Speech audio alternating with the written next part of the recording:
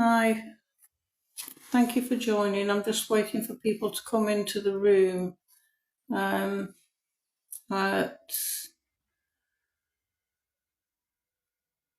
quite a difficult subject I've got to talk about today. People could just share it so we can get more people in. It's to do with this, my son's tragic story and my quest to get to answers, which was a long, painful road, I'll be honest with you. Thank you for liking my live. I appreciate it. I really do. You're the only one in the room at the moment, but I really do need to get this story out there because I've actually been up till 2-3 o'clock this morning just writing emails trying to get help.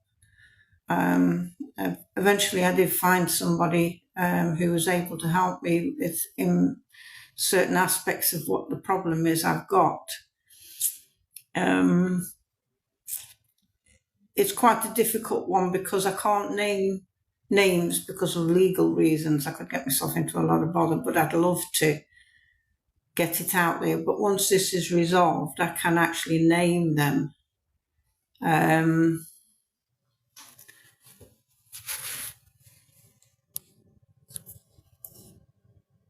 It's just very difficult. The picture I've got behind me is my son. And this is the reason why I'm actually on this app, is to get his story out there because he's no longer here. And I'm his voice. He can't talk from the grave, but I can certainly talk for him. I'm his mum at the end of the day, and I will get his story out there by any means I can. And this is to raise awareness, really, for mental health and suicide prevention. Because unfortunately he went down that dark road and there was nobody there to help him at the time. And it's been hard. It's been a hard 4 years. But I will get there. I will get there eventually. But there's always going to be somebody who tries to put a spanner in the works, so to speak. So if you could actually share the live, please, so we can get more people in. Thank you.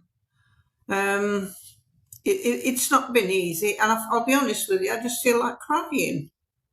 It's been really, really hard. But to have somebody who mistreats you in a professional way. See, I've tried to do the best thing I could by writing his story and trying to get it published. But certain things have gone down the road where I can't, for legal reasons, speak about it yet. But by the end of this month, hopefully I can. It's just so damn hard.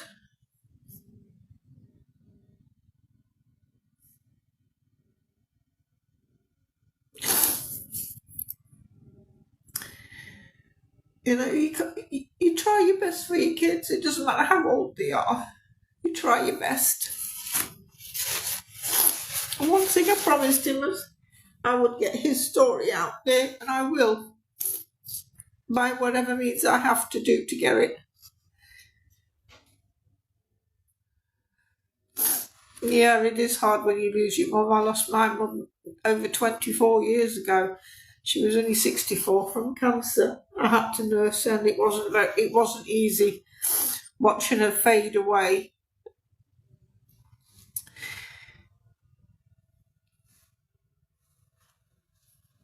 It's just been so damn hard. If you look at my profile, you'll see the reason I'm on here. You see, one of the things I do is my therapy is by writing. I offload all that pain onto paper, and I've written several books.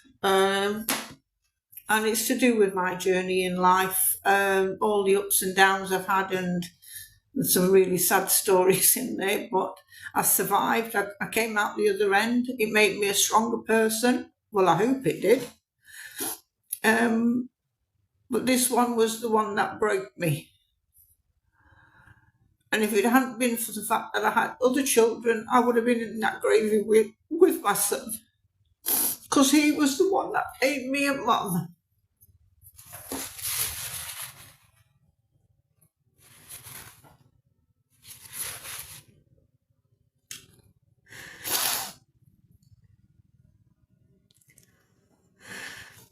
So I've worked all my life out in healthcare. I've been a mental health support worker. I've worked in palliative care for the last 16 years of my working life. When my son did what he did, I ended up I couldn't go back to work. I couldn't face going into a family and trying to support their grieving process at the same time. I felt that if I had a breakdown, then it wouldn't have been fair on that family. But the hospice did try to keep my job open for 2 years for me to return, because they wanted me. I was such a popular nurse carer there. I just want to get people on here so we can get support for, not just for me, it's for the community, because there's lots of people out there are suffering from mental health and nobody's helping them. Nobody is actually helping them. One of the things I found was with my son's story is my Manchester police failed. His neighbour found that my son was having a mental episode and he tried to get him help, but nobody came. 15 hours later, they turned up at his door and it was too late. He'd already he hung himself. And that was what really started my journey on here, is to try and get people awareness. I know it's a sore subject, and unaliving yourself is not an easy subject to go down, but we need to talk about it. We need to open up. If every person in this world just asked their neighbour, "Are you okay?" them few words could actually save a life. Because sometimes that's all it takes, is somebody to ask, "Are you okay today?" And that's what I do. I ask every day, "Are you okay?" People ask me, "Oh yeah, am I okay?" No, I'm not okay. I'm grieving. I'm honest and open, and that's what I want to be. I want to be honest and open to people about what's going on in my life as well as what's happening in their life, so they can get help that they need.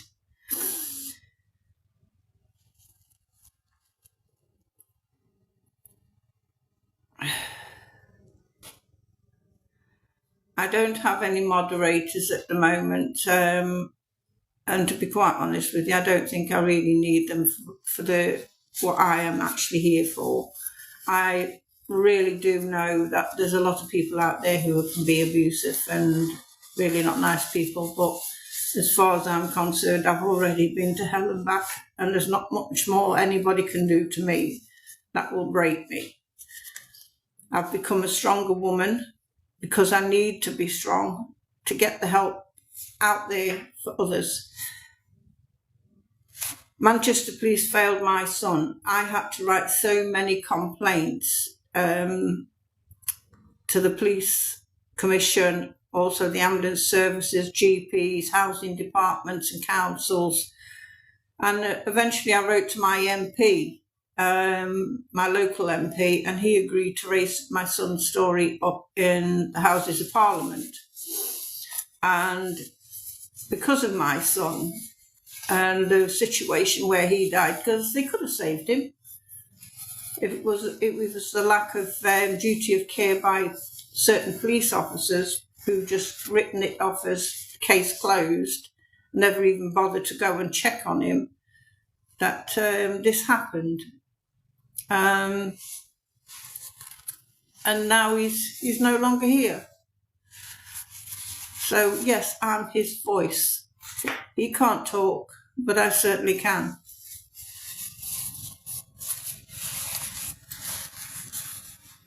It's really a very sensitive subject, so please do get people to come into the room and help. Hi Lucy, thank you for joining.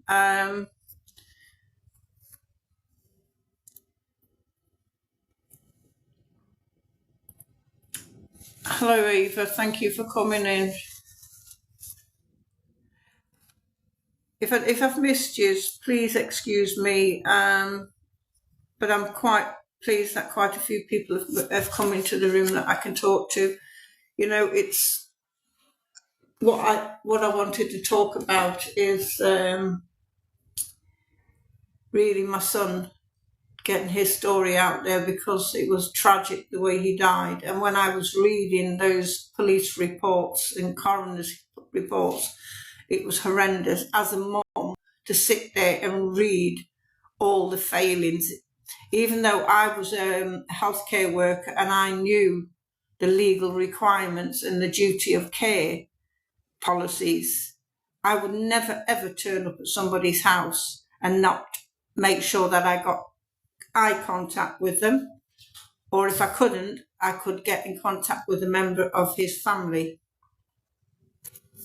It's really quite a difficult situation that I was in at the time, because I really wanted to get to the truth. And no parent, I didn't want to let my son be buried in Bolton where he died. He wasn't born and raised there. His family all his family belonged here where I live. And it's hard to have to bring your own child back in a body bag. That's the hardest thing a mother has to do.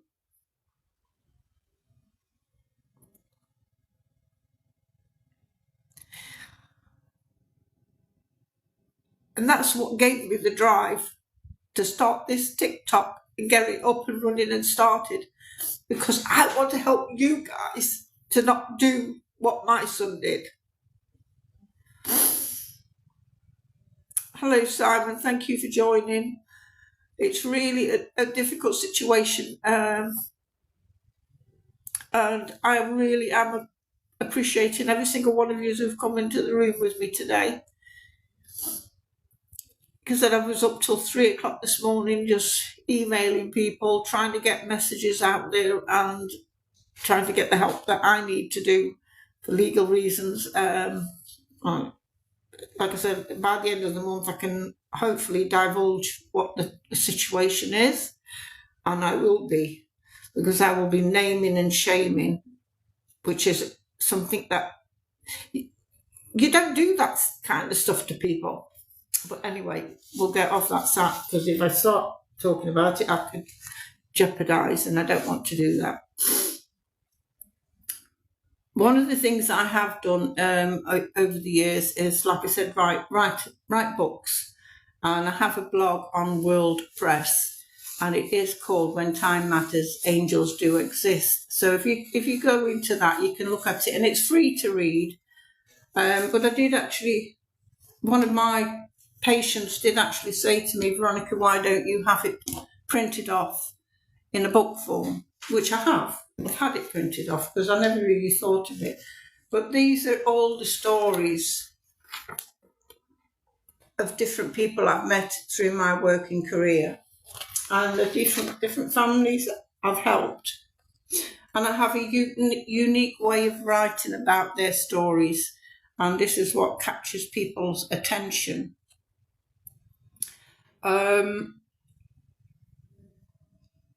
Like I said, if you go on to World Press and look up at that, When Time Matters, Angels Do Exist, you will be able to read these blogs I've written. And I started these in like 2017, and it's a daily blog over a period of 2 years.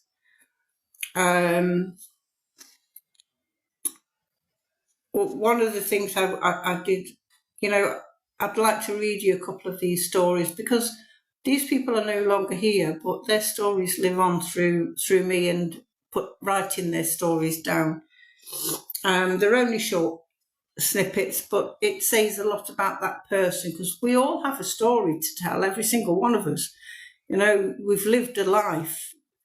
Whatever you've done in your life is your story. And I would say that if you can put pen to paper, write it down, because once you're gone, your story's gone with you. And this is one of the reasons why I do what I do, because when I go and leave this world, my story will live on. And every generation after that will know me from reading my stories. And that is the reason why I do it. But I'd like to read one of you, this one, and this was on July the 25th, 2017, because one of the things I do is date them, because I like to remember what date I actually met that person. I often find in my job as a palliative care nurse, I come into families' lives at a time when friends need and care and compassion, someone who will hold that very frail soul until they regain their wings, holding your hand and giving you the support they need when they need it the most, costs nothing, but its value is worth so much more. They say in training you must not get attached. Know your professional boundaries. I'm sorry, I can't do that. It's not in my nature. I care. Some say you're an angel in disguise. No, I'm not. I'm human. My calling in life, in this lifetime, is to hold your hand when you are frail and when you are scared of the unknown, a shoulder to lean on and those tears to wipe away, to make you smile and pick you up when all else is failing, to clean up the mess and make you comfortable, a friendship forged that will last beyond this lifetime and will carry on with me in my heart. These are the sort of things I really do document about different people. Each one represents a lady or a person who I've helped over the years. One in particular, this is in memory of a dear friend.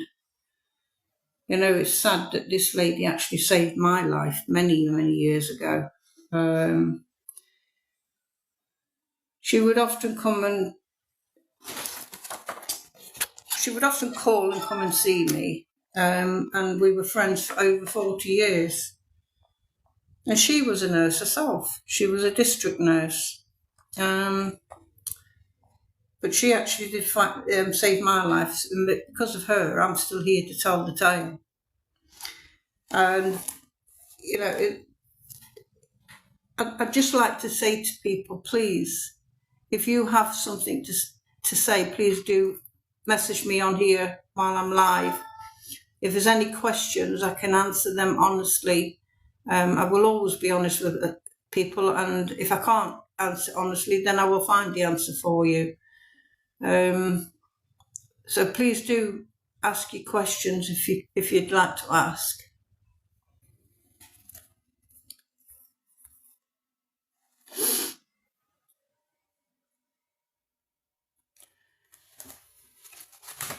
The other thing I wanted to talk to you about was, hello Gus, thank you for joining. Mental health and prevention of suicide is the reasons I'm here.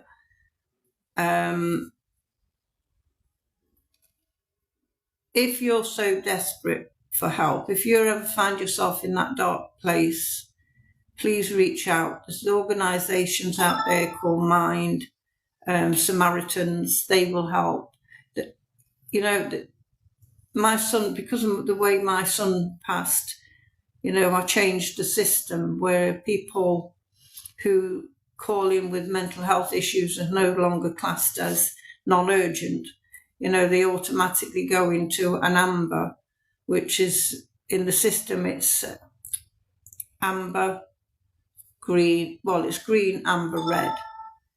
And because of my son, that was changed. It's now you go straight into amber, and if it's an urgent call, then somebody will come out and assist you immediately, which is something that I really do want. People to understand that mental health is a serious situation, and if you do want to have a look at my profile, you will see my story and why I'm here and what I'm doing on these. It's strange, sitting here talking to somebody and nobody's actually talking back to you. It takes a lot of courage to do that. It's crazy. But like I said, I'm a strong woman. I'm here for a reason. And if I can save a life, I will save a life. And I have saved a few lives in my time. One of them was my own son. Grown man, he was in his 30s, and I got this voice in my head, go and check on Mark, so I did. I went over to where he was living, and I found that he was really quite seriously ill, and I could tell that I needed to get him to hospital immediately. I wasn't going to wait for no ambulance to turn up. So I got him there, and they were mulling around him and came back to me and said, Veronica, if you hadn't brought him in tonight, he would have died. He ended up with sepsis, and he was in hospital for 7 weeks fighting for his life. And one of the things I said to him is, I'm not burying one of my kids, Mark. You've got to fight this. And even though his face was pale with grey because it was just sucking the life out of him, it was hard to watch. And I said, Mark, fight it, please. And he did. 7 weeks later, he came home. He actually phoned me at midnight saying, Mum, you brought me here. You brought me into this world. You better come and pick me up at midnight. So that's exactly what I did. I went and picked him up and took him home to his family. Hi, Lulu. Nice to see you in the room. It's a very hard story to talk about. Now, Lulu, you know a lot about me. We've met over the years in different circumstances, and thank you for being here with me on this journey, girl. I appreciate it. I've always said angels do exist, and that book was mentioned was about you girls. Thank you for that. The other thing I did do is write poetry, which it was a poem about my grandson who died from a cot death 29 years ago. Hello, Phyllis. Thank you for joining. Yeah, I actually found a newspaper clipping on a train on my way back up to the northeast to go and see my family, and it was about a competition that was being run for poetry. So I sent my poem in, and it actually won, and it was published in a book called Sleeping Winds, and that was 29 years ago. Now I don't know how the International Society for Poetry actually found me, because I've moved house several times, but they did, and they said I'd actually won an award, and if I would come to Chicago to pick this award up. Sadly, I couldn't, due to circumstances at home. I wasn't able to pick it up, but just knowing I'd been offered that was enough for me. And then I've gone on to write several other books. There's 5 all in total. And it's all about life and different experiences. And I'm just hoping that it will help some people. When you read somebody else's story and you think about your own, we've all got a story to tell, every single one of us. And this was my way of documenting my life. One of the things I have a passion about was ancestry. And one lady in particular, who was one of my great-great-great-grandmas from the early 1800s, her name was Phoebe, and it was quite sad to find her story because her husband, my great-great-great-grandfather, Luke, who was a sailor, went down with a ship off the Isle of Sheppey. In them days it was wooden ships, not what we've got today, but it went down off the Isle of Sheppey, and the wives were on the beach wailing because they could see that their husbands were drowning, and they didn't have lifeguards in them days, but they did try to rescue them with a rowing boat, but sadly nobody survived, including my great-great-grandfather. But she was a strong woman. She managed to keep herself out of the workhouse, which was, in them days was the poor house, and she was only 49 when she died. She was quite young, really, and leaving behind 3 daughters who also remained out of the workhouse. They stayed strong and survived. And I thought, well, her story needs to be told. So I wrote a book about her life and her story, and I called it The Wailing Wives and the Sand Dancer. So we all have a story, like I said, and, if everybody sat and wrote it, it would be absolutely brilliant. I'm a strong believer that writing helps to heal. And that's why I do what I do. I write an awful lot of books. And I will continue to do so. One of the things my mum said to me when I was nursing her is, Veronica promised me you won't ever stop writing, and I won't, because it's my healing tool. It helps me to heal from trauma. Thank you for joining the room, kid. It's an unusual name. I hope you're over 18. But I really do appreciate everybody who's come into my life today. Thank you for joining, Anne and Phyllis. Please tap on the screen, because the more I get on the algorithm, then it'll let other people come into the room very quickly, and it is an important message I'm trying to get out there. And hopefully by the end of this month, the legal reasons I can't discuss, I will be able to open up and tell you that journey. And that's another book to write about, because it really has screwed my head up, really. I've been up till 3 o'clock in the morning just trying to figure out where I'm going with this one. There's a lot of people involved in it, and I will get there eventually. Hi, Peter. I've got family up and down the country, mainly the northeast. And hello, Maggie. Thank you for joining. Can you please tap on the screen so we can get more people in? I really would appreciate that. Hello, Jeanette. Thank you for joining. I just want to thank everybody who's here at the moment. I do appreciate the fact that you've took your time out of your day just to come in and have a listen to me moaning about different things. But it is an important message. Life is life, and it's very precious.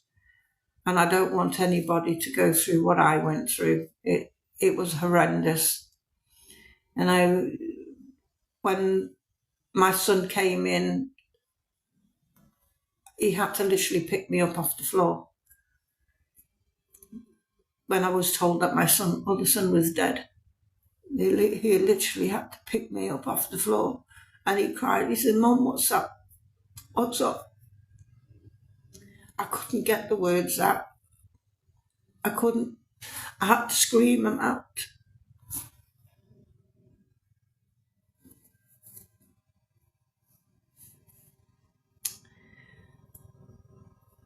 You know, every borough, town, city, across, not just here in the UK, across the world, have a duty of care to the people that live in them cities and towns.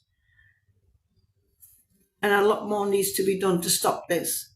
You know, too many people are just profiteering from the misery of other people. And I don't like that. I don't like that at all. Thank you for joining, Sally. I appreciate that. So if you could please tap on the screen so we can get this message out there. I can honestly say when I get started, you'll find it hard to shut me up, to be fair.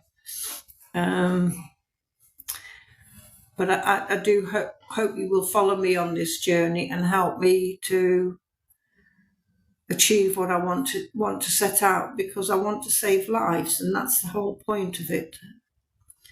You know, my son there in the background, he's no longer here. But I'm his voice. He was the one that made me a mum. I was only 17 when I had him. I was just a kid myself, but I had to grow up very quick when I had him. One of the things my dad said to me is, what you're going to do? I'm keeping my baby. And I did. As young as I was, I had to grow up quickly. You know, with Brian, I actually had to learn a lot of lessons, you know, to be the best mum I could be. You know, it was hard. It wasn't easy. It wasn't easy at all, but I got there. I raised him. I raised his siblings. Thank you for joining, Jimmy.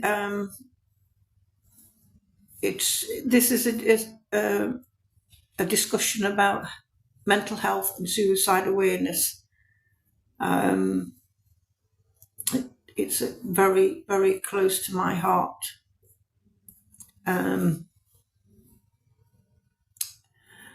Anyway, I'd like to say thank you to every single one of you who've been in the room with me now. Hopefully by the end of this month, I can actually start talking about what's going on, because like I said, for legal reasons, I can't. I'm very restricted at the moment, which is very frustrating, but I will get there and you will hear the story. His book is about his mental journey through life and all the traumas he went through. He lost his own child at 19 years old when he was too young to be a dad. But then again, I was too young to be a mum.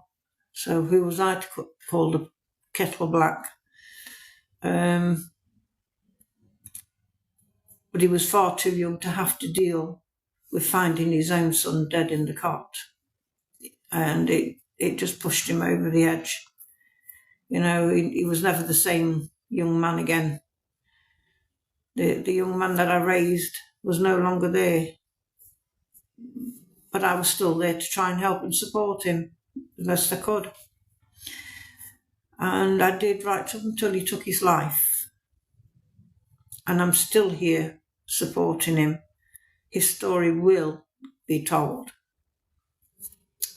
Anyway, I will say good afternoon to you and enjoy the rest of your day. Please do follow me and follow me on this journey. I did upload a video the other day of what I call my journey to Heaven's Gate, which was my trip to the graveyard. No music in there at all, just me talking, and it was a pre-recording. It wasn't recorded live.